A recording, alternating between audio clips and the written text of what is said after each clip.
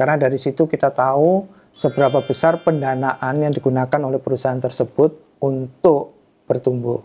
Apakah dari aset ataukah dari utang.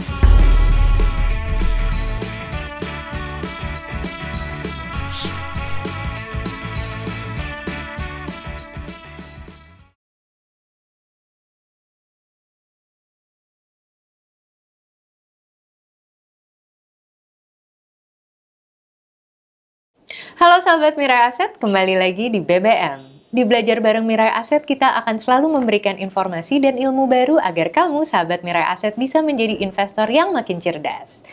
Di episode BBM sebelumnya, kita telah mempelajari beberapa analisa fundamental seperti rasio keuangan, yaitu ROA, ROI, PBV, dan juga PER. Kali ini kita ada satu rasio keuangan yang baru yang wajib diketahui, yaitu Debt Equity Ratio. Seperti apa kegunaannya dan bagaimana cara menghitungnya? Langsung saja kita tanya Bapak Agus. Halo Pak Agus. Halo Bu Alia.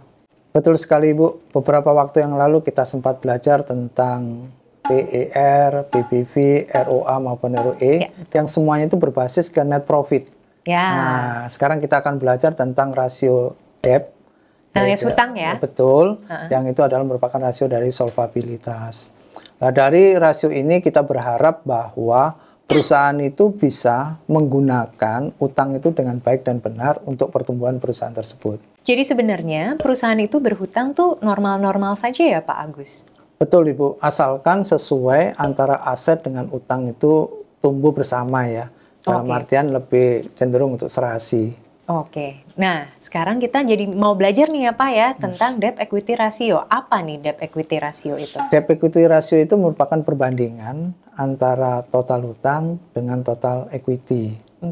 Di mana di sini perusahaan itu bisa mawas diri ketika menggunakan utang itu untuk apa.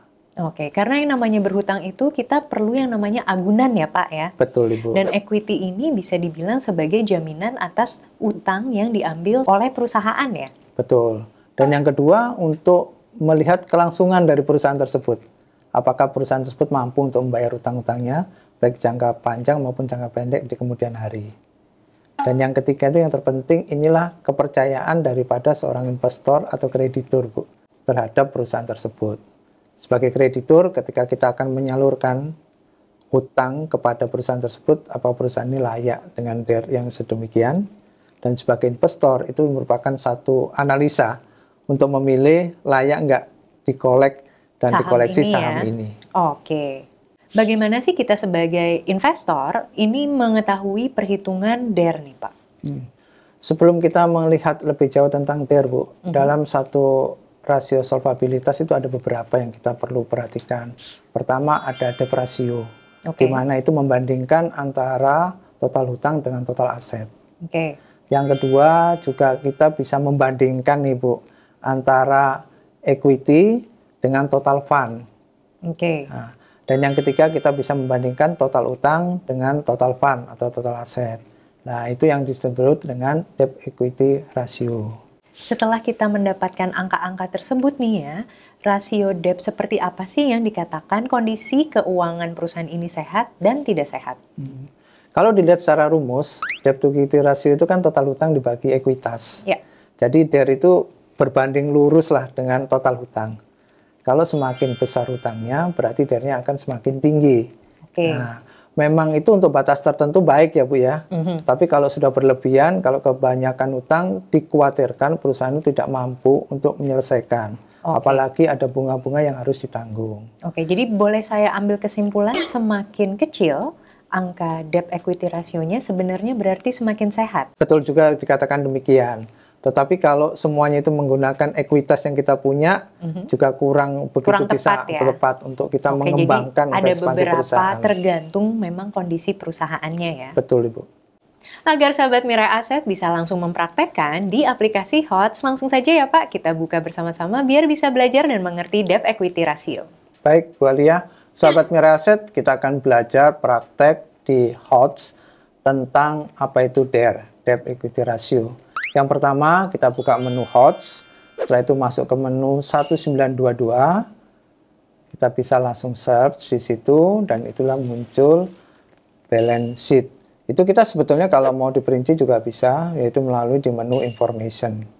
Dari sini kita akan belajar tentang saham WSKT, Waskita Karya Persero Tbk. Di mana kalau kita lihat laporan keuangan di kuartal ketiga ya. Oke, kita ganti dulu ya. Jadi disesuaikan dengan update laporan keuangan yang ada. Betul. Kuartal ketiga. Dari sini kita bisa melihat di kuartal ketiga total liabilities sebesar dan total equity sebesar. Nah, dari sini kita melihat daripada rumus DER, Debt Equity Ratio, bahwa total hutang dibagi dengan total equity. Maka kita akan mendapatkan 1 DER. Semakin tinggi DER berarti total liabilities-nya semakin besar. Baik. Berapa DER dari WSKT di kuartal ketiga? Kita geser ke equity cash flow. Nah, dari sini kita lihat dari beberapa rasio di situ ditunjukkan adalah ada DER atau DER. Debt Equity Ratio adalah dari total liabilities dibagi dengan total equity sebesar 11. Jadi rasio DER-nya ternyata 11 ya. Betul. Untuk Waskita. Dan tadi harap diingat sahabat Mirai Aset, semakin besar DER berarti semakin besar juga hutangnya. Untuk kita memperkuat cara belajar kita ambil contoh satu saham lagi ya Bu. Baik. Nah, yaitu kita pakai saham kode HEAL ya, HEAL. Nah, dari sini kita bisa belajar third quarter bahwa kalau kita lihat DER, Debt Equity Ratio, itu sebesar 1. Wow, kecil sekali ya Pak ya? Sekali. Jadi ini artinya bahwa antara utang sama equity atau aset yang dimiliki untuk menumbuhkan perusahaan cukup bagus. Hanya 1 ya? Betul. Jadi berbanding 1. Dan yang kedua, kita juga bisa belajar sebetulnya beberapa rule yang sudah disampaikan oleh Bursa Efek. Dan itu kita bisa cek untuk saham yang tadi kita pelajarin WSKT atau HEAL ini di menu 0707.